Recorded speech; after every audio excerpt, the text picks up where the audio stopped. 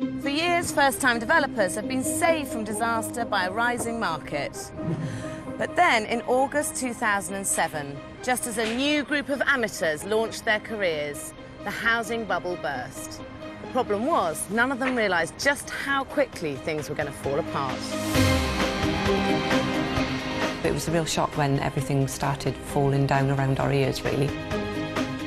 We've never done anything with property before, and when we decide to, guess what? Let's have a crisis in the property market.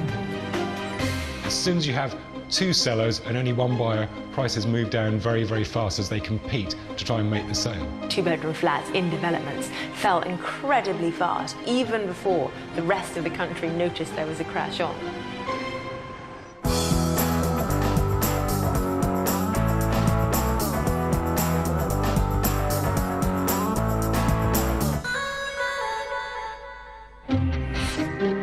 Buy a house, carve it up into flats and make a truckload of cash. It's the formula developers have been relying on for years, and exactly what tonight's amateurs are banking on to make their fortunes. He bought this house with no money to refurbish it or split it up as flats, got planning and then thought, let's just do it and hope the money just falls out of the sky. You're planning on single-handedly turning this house into 3 flats for £60,000. We are the advertisement for the idiot's guide to developing property. Speak for yourself. It's November 2007. The property market has tipped into decline. But like most people, Sean and Nicola Haller haven't quite realised it yet. They're about to kick off their developing careers in Newport, South Wales. Sean's a jobbing builder and DIY enthusiast. In fact, he's been renovating their own home for the last 8 years.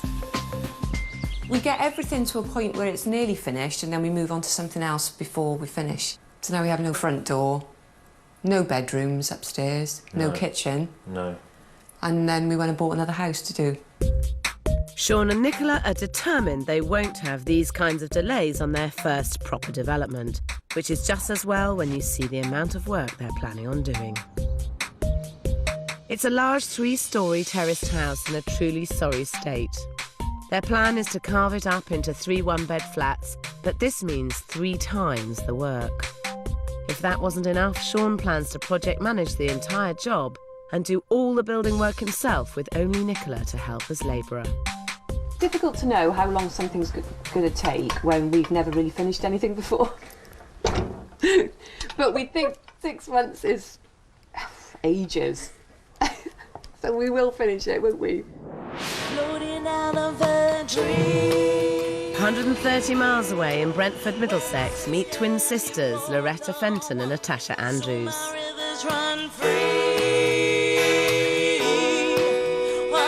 They're both professional singers, and along with Loretta's husband, graffiti artist David, they're hoping to channel their creative energy into property developing. The sort of jobs we do being freelance, we don't have pensions in place. And property, I think, is a great way that potentially you can get some long-term security financially. But it's 2007, and investing in property is starting to become a very risky business. Oblivious to what's in store, they remain convinced this large 5-bedroom Victorian house is going to make them serious money by splitting into 2 separate flats. We have absolutely no experience whatsoever at property development. And no clue. We're aware it's quite a big project, but how hard can it be? This trio aren't planning to get their hands dirty. They've employed a builder, but they are planning to share the project managing, and divvying that up is never easy. You haven't done anything like this before, have you? I think hopefully we are the advertisement for the idiot's guide to developing property. If we can do it, literally, your dog can do it. Speak for yourself. Are you confident you can make this thing work between all of you? There will be a few tussles. There's already been arguments. Yeah. We haven't even started yet. I'm in the middle because I have the loyalty to my twin and the loyalty to my husband, so I have to be peacemaker. She could have her work cut out. By late 2007, there's an explosion in new-build apartments, coupled with a slowing climate, making it very hard to sell flat conversions. Even so, that's exactly what they want to do with this large 5-bedroom house. David, Loretta and Natasha's plan is to split the property horizontally and create a garden flat on the ground floor with a maisonette above.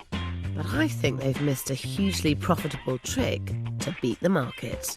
I think that there may be a simpler way to achieve the same thing, end up with more value and make your lives easier. I'm just wondering why you don't divide it vertically, because freehold houses always sell more easily than a leasehold flat anyway, and you're going to get more money for 2 houses than you are for 2 flats. It'd be quite a skinny house, wouldn't it? It's still something that someone would buy. I mean, it definitely would be more appealing than 2 flats. I believe so, yes. I mean, they're going to be 2 freehold houses, and ultimately you've got pretty much the same square footage. It's tall and thin instead of short and wide. Automatically, I just thought it'd be so much more work to split it down that way rather than across that way.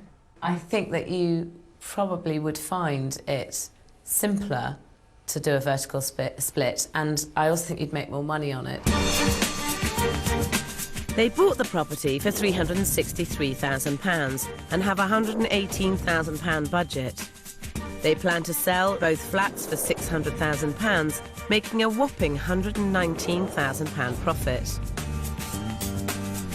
But if they divided the building vertically in half, making one 3-bedroom house on the left and another 3-bedroom house on the right, they could boost their total resale by up to £100,000. You could be getting 330, maybe 350 each for them, whereas a flat here would be worth maximum 300. I must say that's sort of put a bit of a spanner in the works, and it's something that I had not considered at all. They'd also do well to consider that their £118,000 budget is very, very tight. I'm not convinced they've thought this through. How are you actually getting the money to do the work on this? Between us, we've got about £30,000. To start the work? To start the Yes. work. In reality, a development like this, you could get through £30,000 in the first couple of weeks. There's another property that we've got, and it looks like we're going to have to sell that and use that to have any kind of realistic way of getting the money. Will that cover all the work? That will cover most of it. So you'll get £30,000 of the way through the contract, and hopefully by then you might have sold your house to pay for the rest of it, and if not... We were approaching our bank this week to see about loans or whether it's an extension on our credit cards. Basically, you bought this house with no money to refurbish it or split it up as flats, got planning and then thought, let's just do it and hope the money just falls out of the sky. That's just the little thing standing in our way, is the matter of getting thousands of pounds to do the work. In Newport, South Wales, Sean and Nicola Haller have got a similar-sized house, but they want to squeeze even more flats out of it. So what are you going to do with it? Well, the plan is to turn it into 3 one-bedroom flats. And how much do you reckon that's going to cost? Probably a lot more than we've got. 60,000 60,000 is the budget, so that's how much it's going to cost. Sean and Nicola bought the property for £129,000. They have a budget of £60,000 and plan to sell all 3 flats for a total of £240,000, making a £51,000 profit. The budget's tight, but unlike the Brentford trio, Sean and Nicola plan to do all of the work themselves. Do you have a trade? Or All trades. all trades? I'm not a master. I'm not a master of any of them. Right, so you're planning on single-handedly turning this house into 3 flats for £60,000 Yeah. in 6 months. In 6 months. Hey, you're going to be busy. For years, boosted by buy-to-let mortgages, converting houses into flats was a sure way to make money from property. But by early 2008, the UK is flooded with one-bed new builds. And Newport, South Wales is no exception. For Sean and Nicola, the glut of new flats on the market is threatening to jeopardise their conversion plans. There's been a lot of big developments where they've built big blocks full of one-bedroom flats. And I wonder whether, for your sake, whether it's best to add to the enormous quantity of one-bedroom flats on the market. I wonder whether you wouldn't be better having a maisonette on the top 2 floors and a flat beneath. And you're spreading a risk that way because maybe the flat market will lift up a bit, in which case you've got one, so that's marvellous, but you've got the maisonette as well. So you're spreading a risk away from the one-bedroom flat glut that appears to be in Newport at the moment. I mean, I totally understand where he comes, because it's just our figures were what pushed us into thinking of the flats. Sean and Nicola want to put a one-bed flat on each of the 3 floors of this property, with inflated sale prices of £80,000 each. I think £60,000 is much more likely, but selling the 3 for £180,000 wouldn't make them a penny. Personally, I'd leave the lower ground floor as a self-contained flat, but turn the top 2 floors into a more sought-after 3-bedroom maisonette, which should go for £150,000. upping the total sale to £210,000. That could at least make them a £30,000 profit. And there's another crucial reason for going with my idea. A maisonette in a flat is going to cost you less money to achieve, and that's because building regulations are so stringent now in terms of sound and fire and thermal insulation that to turn these 2 floors into 2 separate dwellings, you effectively need to insulate them as totally separate units. And if you don't comply, you start right all over again. And I've been there with flats where one of the walls didn't comply with sound insulation and down the wall came. They'd all been decorated, skirting on, everything, and you just don't need that hassle, really. Our budget sits nicer with it being a maisonette and a flat. Yeah, it would make a big difference. Workload, but especially bearing in mind you're doing it all yourself. Yeah. I hate to agree with you, really. Marvellous, we like that. You may have a point. Whatever happens, on a tiny £60,000 budget and Sean doing all the work and management, with only Nicola to help as labourer, this is going to be one difficult development. So how's it going to work with you two? Are you going to be here all the time? It's going to be a full-time, proper job, Monday to Friday, Saturday mornings. And what happens when you don't agree? Because there's only 2 of you, so there's no deciding factor. Who's going to win the arguments? Well, she'll go storming off, or I'll sack her, and then I'll go home later, and then we'll go to the office. Oh yeah, we call it the office, which is when we go. I don't know if we can talk about bed, but we get into our bed and we pull our duvet over our heads, and we've got a pact that nobody can be arguing in the office. It always gets resolved in the office. I would imagine that there's always a way of resolving things in the office. In Brentford, it's day 1 for Loretta, Natasha and David's builders. They're cracking on with turning this end of terrace into 2 houses. It's something of a miracle that work's even started, as last time I saw them they only had £30,000. We have actually managed to scrape all the money together, so we now do have the 118,000 that we needed, which is a miracle in itself. But it does mean that each month we're going to be paying about £1,800 a month, which is really, really scary. They've borrowed money left, right and centre and are seriously stretched. Sticking to their development schedule and running this project with the utmost efficiency will be crucial. But 2 weeks in, Loretta and Natasha get the big music break they've been waiting for, playing as a support act on Take That's UK tour. The opportunities we're having at the moment are things we've worked for, we've waited for, we've hoped for such a long time. The truth is that the house project does take second place to where we are. It's left to David to run the site on his own, but he's not there either. I've got a lot of work on right now, and it's intermittent, and so I might be able to be here for a day, but then I'm not here on an important day. It has sort of been lumped on me to try and sort it out, and I'll just have to see what happens. This is making Nick the builder's job very difficult. I've only seen David once or twice. Extremely hard to get hold of. Never answers his phone. I haven't got the girls' numbers, that's not an option. As the next couple of weeks roll over, decisions are going to have to start being made about certain things, and it's going to become a problem if we can't get hold of them. A really big problem, you know. Another 2 weeks pass and work continues in fits and starts. This can be a road to disaster, so with Loretta and Natasha back in London for rehearsals, I've called an emergency meeting on site. Do you feel you've been here as much as you should have been?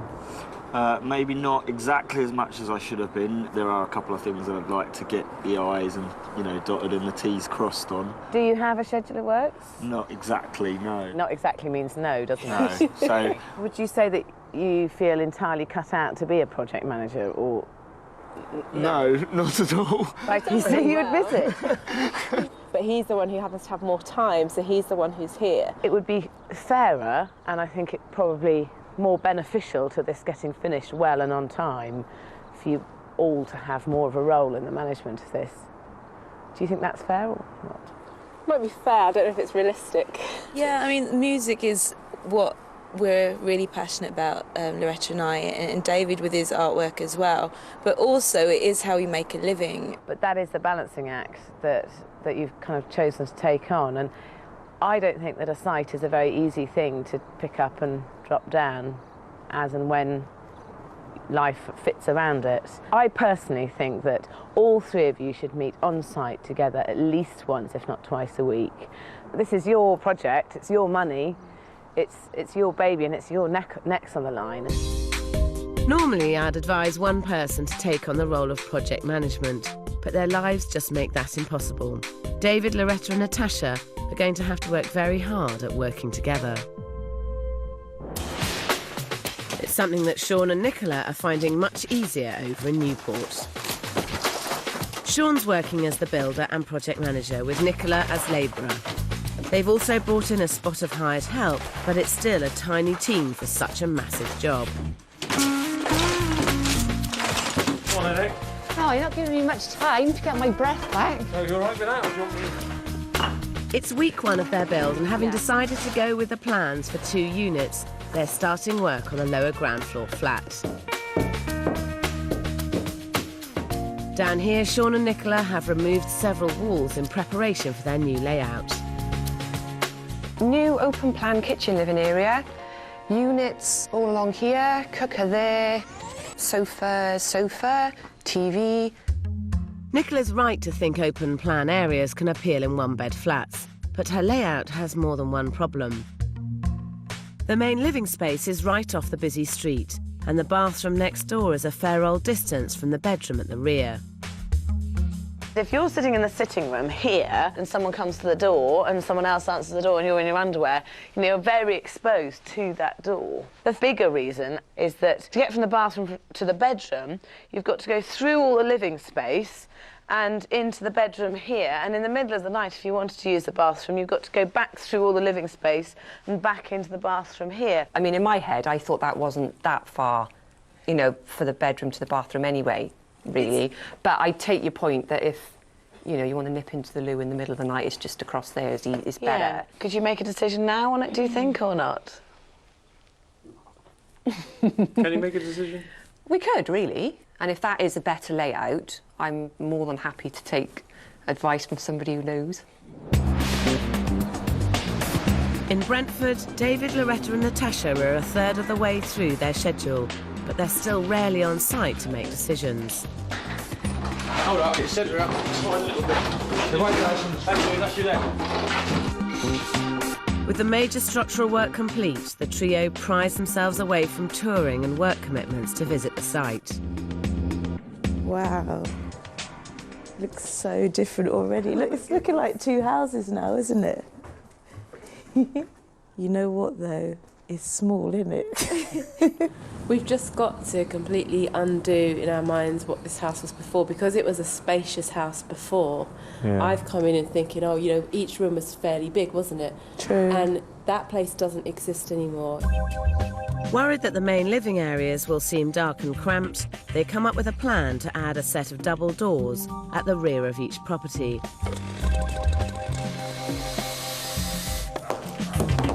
But then, surprisingly, they decide to install doors in just one house. There was talk of having double doors here, which would have been really nice to let more light in. But unfortunately, it was a little bit late in the day. I spoke to the builder about it, and it was going to cost about £2,000 to change it to a double door. So we're going to have to stick with a single door, really. Installing double doors is a tiny expense compared to what it would add to the saleability of this property. but it's money this trio don't have. And to add to the problems of underfunding, on site the project is grinding to a halt. Are the carpenters in today?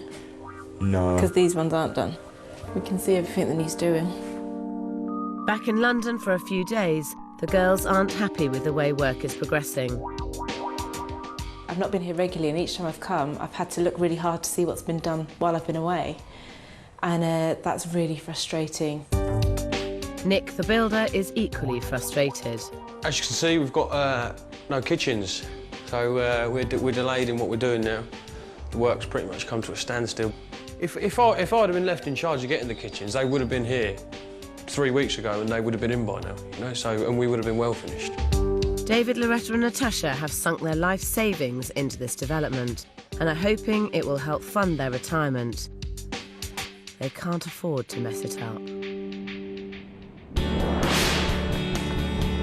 In Newport, Sean and Nicola are working 6 days a week, but still not out of the basement.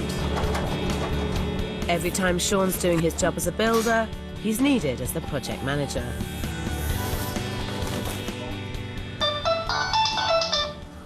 Hello? Yeah, no problem. How can someone ring me and then put me on hold? Jesus. My phone ringing can get to a point where I can't even remember where I've left my phone. Sometimes I feel like just leaving my phone and actually turning it off. I've had my hands full of tools. By the time I put them on the floor, I go to my pocket, get it out of my pocket, it call's gone. Oh, shit. While I'm trying to figure out how I received my missed call numbers, someone else is ringing me. Oh, it's just hectic sometimes.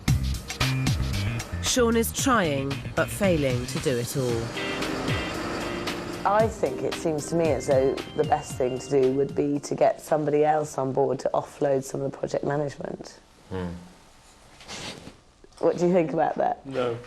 No. No. I can't see him doing that. No, because I'd have to be managing the project manager who's managing me, because I wouldn't be able to even let the project manager do it. But I was wondering whether you offload some of it to Nicola, because I know you want to help on this project. He would agree with this, I know, I could see it. I probably am guilty of hiding behind him a little bit and thinking, Sean will do it. Sean will ring them, Sean will sort that out. I'll tell him to do it. I'm quite happy to write the note and say, this needs to be done, this needs to be done. But I fall short of actually doing it because I know he will. You don't look completely convinced this is going to work. No, not entirely, no. Part of me wonders whether it's just that you're a bit of a control freak and you don't want to let go. Yes, Is that... I agree. Sean, do you think you're going to be able to give this up? Or? I'm happy to give it up, but Nicola's got to be confident enough to be able to take on. Would you be prepared to take on this extra work? Yeah, I'll have a go. As long as you'd be confident that I'll be ordering the right thing. I want to know why I get such good discounts. In Brentford, there's little sign of progress, and the situation has reached crisis point. I don't accept that. I'm sorry, I don't accept that. Regardless of whether you accept it, don't understand. Regardless of whether you accept it, Loretta, that is the fact. But these guys need to get it together quick because they've borrowed hundreds of thousands of pounds and the housing market is about to implode. As soon as you have two sellers and only one buyer, prices move down very, very fast as they compete to try and make the sale.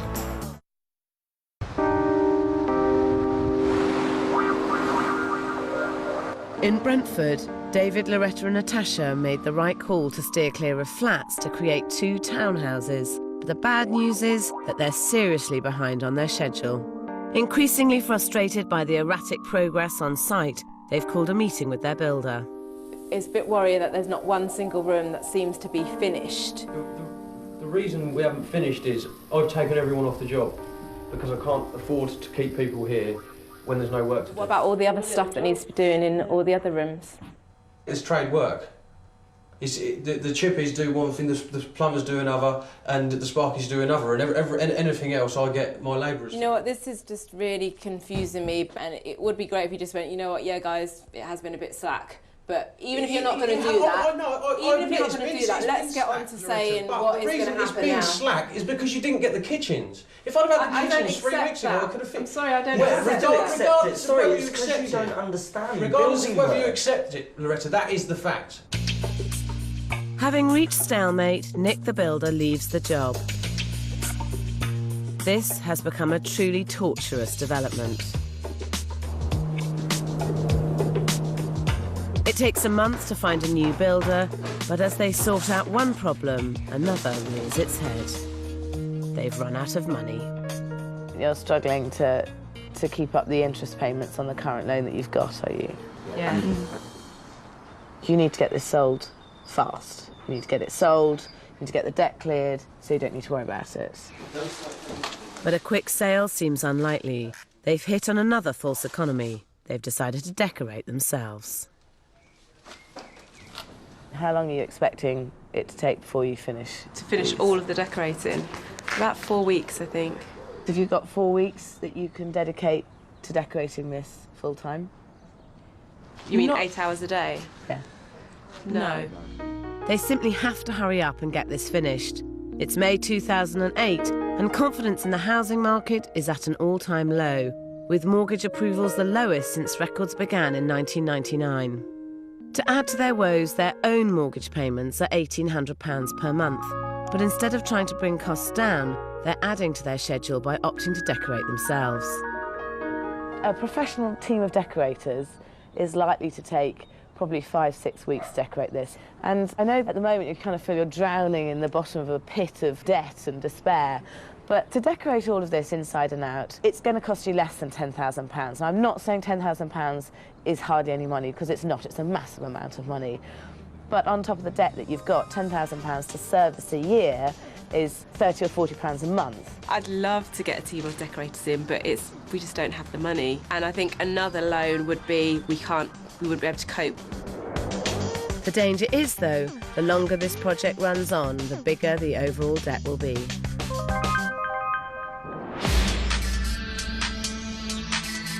In Newport, the schedule is looking much more positive. Sean's able to get stuck into the building work. Once you're at your lower level, we've got right the money. Because Nicola's now project managing. Sean wouldn't have done this kind of thing, you know, he'd have just had it all in his head and probably forgotten lots of things. The more I can take away from him, the longer day that he can have. And Sean's just the kind of person that if he's done a full day, he's satisfied. So, you know, I think it's working quite well. The site is really motoring, and now Sean's tackling the tricky business of soundproofing the two properties to meet the stringent building regulations. Oh, it's just a complete nuisance. Further on down the road, there's a guy who's doing a similar acoustic floor, and it failed by 1 decibel. You know, I dread that. You know, hopefully, touch wood, that it'll be fine. Sound tests won't be carried out until both properties are finished. If they fail, Sean will be ripping everything out and starting again.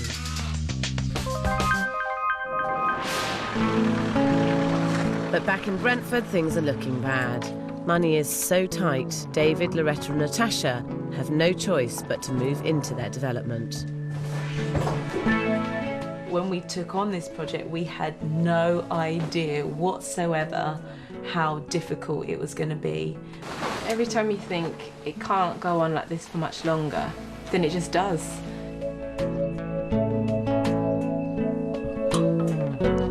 I've been at work today and I've got in and haven't really even had time to have something proper to eat, and just now getting on with the painting. We can't pay anymore to have people in here to finish stuff off, and we haven't got the time physically ourselves to finish it off. That's putting a strain on all of us. I just totally can't imagine us ever being finished, which is really depressing. In Newport, the schedule is back on track, but now Sean and Nicola are getting spooked by press reports of the first annual fall in national house prices for 12 years. Average house price down by £7,788 in Wales. Oh, great. In any market, you should do your homework, and when it's falling, it's even more crucial. But the key is what's happening in your market, and there's an easy way to find that out. You look at the government website for the land registry, which traces actual sales of properties. Since you bought this property, the market has gone up locally by 2.1%. So although it hasn't risen as much as it maybe did the year before, it's still risen. I mean, there are areas of the market that are in decline, but it's quite specific, and it's not this kind of house. Your research shouldn't stop when you buy the property. You need to carry on researching the market and making sure you've got a very good grip on what's happening all the time your development's going on. Yeah. In Brentford, it's much less rosy. 12 months ago, Loretta, Natasha and David set out to make their fortune from property with no idea of what's in store. Now Northern Rock just collapsed. The banking system is starting to unravel and house sales have dropped by a staggering 80% in Brentford. There's now a real worry whether they will make a penny. We literally don't have any money left now. We've begged, borrowed, stolen everything we possibly can now, and that is it.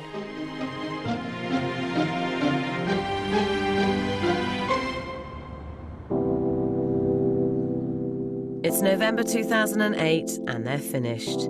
It may be over schedule, but there's no doubt it's a dramatic and successful conversion into 3-bedroomed twin cottages. Well, it's looking great. I love the colours of your front door. Thank you. At long last. Yeah. I can't believe it's finished. I think we didn't think this day would ever come. And a pair of houses. It's funny to see when we think about what our original ideas were, that actually now we've got 2 houses. That wasn't even part of the original plan. So glad we did that, though. So glad. We're really pleased with them, even though it's been so hard. Let's go and have a look on the inside. Each house has a spacious master bedroom and family bathroom on the first floor. Upstairs, the matching loft conversions are a success, adding a double bedroom to each house. But it's downstairs where the transformation comes into its own. The mirror image layouts have kept the conversion simple and successful. That is, apart from the double doors into the garden. But there's no denying these are 2 stylish new properties. And you'd never imagine that this was half of one house, would you? Not at all. When you're in the houses individually, they each feel in their own right like a really spacious house. We're just hoping now that it hasn't been hard work for nothing. You were hoping that this development would take 6 months, and it's actually taken over a year. And I think that your project management was probably not as great as it could have been. Guilty as charged. And that extra 6 months that it's taken, the market has plummeted, hasn't it? It's been going only in one direction, and it's been going there very fast. How are you feeling financially at the moment? To be honest, there is so much debt here. We've never been in as much debt as we have. It's a miracle that we're standing in this kitchen for me and that I haven't sold a kidney or anything like that. Their original budget increased from £118,000 to £145,000, which brings the total cost of this project to more than £500,000. So you're in this project at $508,000 in total. It sounds like a lot when you put it like that. Well, it is a lot, yeah. If you turned it into 2 flats, as you were originally hoping, you'd be looking at a maximum of £500,000 for the 2 flats, and you've spent £508,000. So you'd be making a £8,000 loss. It's been so much harder than we thought it would be. I think I'd be standing here saying it wasn't worth it. We failed. I think if that was the case now and we were standing here and you had to tell us that news, I'd probably burst into tears. So the question is, has turning it into 2 houses saved your bacon, really? They need at least £508,000 to break even. Is that flats at the moment in this market are really struggling to break the £250,000 stamp duty. By doing it into 2 freehold houses, they've taken it into a completely different bracket, which has then taken them to a different marketplace. Based on the flats that we're currently marketing in the area, you would have been looking at probably 20% off the prices as we're valuing them as houses. The prices now are approximately 15 to 20% lower than where they were 12 months ago. The market is very tough out there. On this area particularly, we've seen probably about a 15% drop in the market prices. I would value these properties at a combined value of £580,000. I value both properties at a combined value of £610,000. I value both of these properties at a total of £640,000.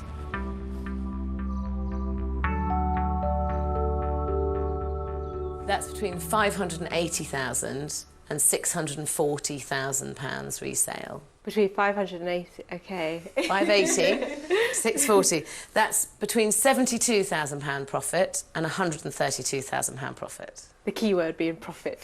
There's the word profit. That's pretty good. Yeah. Yeah. That's good enough for me. Team Andrews Fenton. Yeah. High five. In terms of a return, it's between 14% and a 25% return, which in this market is flipping impressive. And it shows that you bought well and made the right decisions along the way. Oh my goodness. Wow. The big developers who are building hundreds of houses at a time, a lot of them are making a loss. So for you to be making a profit is absolutely fantastic. I'm in shock. Valuation is one thing, the question is, will they sell? I think with the current climate, there's been a lot of scaremongering, and we've been like, well, maybe we shouldn't sell. You can't sell now. Apparently it's a bad time. If I was you, I'd sell. You can't affect the global or national economy. You can affect your lives. And this business project has been successful at today's rates. And I think that as you've made a good profit, you need to... Take the money and run. Yeah. Whilst they're unsure whether or not to sell, are they more convinced that a career in property is for them? So will you do it again? Is that it for you? Are you going to hang up your developer's hats? Having watched us muddle our way through this project, do you think that we've got what it takes to do another one? If we were to reinvest the money, are we crazy? Have we just got lucky, or do you think that we've learned enough to be able to do it again? I think you did get quite lucky with this. I've got to say, I do think that. I think it was a good buy, but more by luck than judgment. There is something to be said for doing what you're good at, isn't there? I mean, you're great at property development, we're great at singing and graffiti art, and, you know, we kind of think we should stick to our own areas. Oh, I don't know if there's an album in me yet. Back in Newport, Sean and Nicola are months over their original deadline, and the market has turned against them. Although I was reading all these horror stories in the papers and then on the news, I hoped that secretly our house would buck the trend and it would be so wonderful that it wouldn't really affect us. It's January 2009. The stamp duty holiday for properties under $175,000 has failed to kickstart the first-time buyers market. Government intervention in the banking system hasn't promoted any more lending, and the mortgage market is decimated, with buyers few and far between. Just as Sean and Nicola Haller are ready to sell their development in Newport, South Wales. It's like the end of a chapter, because it's been something that's looming over us, and yeah, it'd be good to get it away. Instead of turning this run-down terraced house into 3 pokey flats, it's become a much more saleable 3-bedroom maisonette and 1-bed basement flat. Inside the maisonette, the rooms are bright and airy with simple styling that certainly wouldn't put anyone off. The schedule was a challenge, but the finish is superb. Sean's biggest test, though, was the stringent requirements for soundproofing. I want to see how good building regs actually are. So if you keep stamping on the floor, we're going to go downstairs and listen to you downstairs. So... No problem.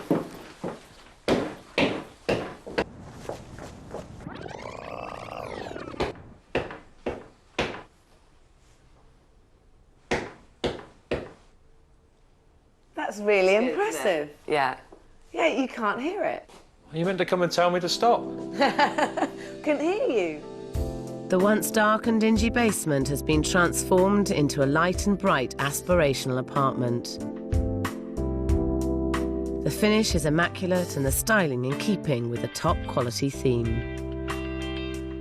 You took on the most enormous challenge. Not only was this a big development to do, but you only had a £60,000 budget to do it. Do you now look at it and think, how did we ever think we could do it for that? Yeah, it was, with hindsight, it was completely unrealistic, our budget in the beginning, wasn't it? But then, because we've always done everything on a shoestring, it seemed like loads of money. It's taken them a year to finish, and their original budget has leapt from £60,000 to £93,000. I think that's pretty impressive, to create a maisonette and a flat of the quality that you have for £93,000 is, well, not many people could do it. I haven't had a wage out Yeah. of it, No. so you include that and... You haven't done a little bit of painting, have you? Yeah. Done a lot more than that, so really you've had you on full-time on this, but still £92,000 is impressive, and especially when you think you bought it for £129,000, didn't you? Yeah. So it's a total of £222,000 that you're in this project for. Yeah. Now, there has been the most extraordinary downturn in the market since you bought. What do you reckon that you might be able to get for the pair of the properties together? Well, I've had to sell quickly, I suppose. 225, 230 maybe? Break even. Yeah. Pains me to say it. So they need to sell both properties for a combined £222,000 to break even. Wow, this is amazing. Fabulous reception space, really nice flooring, radiators, contemporary, even in a hard time. People want good properties. This property really is fantastic. Buyers, they're there, they're focused. They aren't as many as there were, but they are there. Prices are 50% less than what we were getting last year is what we're achieving now. If we were marketing this property, we'd hope to achieve offers in excess of £90,000 for the basement flat, and for the upper maisonette, we would hope to achieve well in excess of £155,000. I value this unit at £235,000, £140,000 for the maisonette, and £95,000 for the flat below. I value this property at £230,000. That's £95,000 for the basement flat and £135,000 for the maisonette. Although Sean didn't take a wage for his year's work, I think these estimates are amazing considering the downturn in the market since they started. You know, well, you can't argue with it, can you? But they're worth more than that. Is there a bit of you that just thinks, well, I've put so much effort in, I need to see a lot of value out of it, and do you think you're a little bit, perhaps a bit unrealistic about how much they're worth? No, I think they're worth that money. I think they're worth that money. The market is saying that no one wants to pay that money. It's a harsh reality given the work they've put into this project, but Sean and Nicola finally face it head-on and wisely accept an offer for both flats of £230,000, making them an £8,000 return. It was on the market for about 6 weeks, and we were lucky enough to get a buyer who wanted to buy both together. And we fetched not a bad price for it, considering how the market is now. So looking at that, we should be pleased with ourselves, but... It is difficult not to get het up with the money side of it and be really downhearted and think what could have happened had you done it 2 years earlier. The fact is we didn't do it 2 years earlier, and we had to live with the market as it was. In Brentford, the trio decided to sit out the crash, and 5 months after they've finished, they're living next door to each other. And Loretta and David now also have a slightly different project to manage. I don't regret not selling. It's an investment for the future, and I think that it can still be that. It's just a case of waiting a bit longer. We're staying put for a while because of having a baby. It's made me even more appreciate what we've done. It just means that we get to reap the benefits of our work rather than somebody else. For us, you know, our first project ever at one of the most difficult times, it's really quite amazing that we've got through it, to be honest. I would definitely do a development again. I'm not sure straight away, and I don't think our finances could handle that anyway. Or our nerves. Yeah. But don't let me manage it. Don't start that again. When you're developing in this market, it's imperative that you have a 20% profit margin built into your budget. Your schedule needs to either be really fast so you can get in and out of a falling market, or take a much longer term view so you can ride through any uncertainties. Next week's developers set out to secure their future and end up digging a big hole for themselves. You've got a pond down here. In the basement, there is no foundation. We're stuffed. That's our profit down the drain.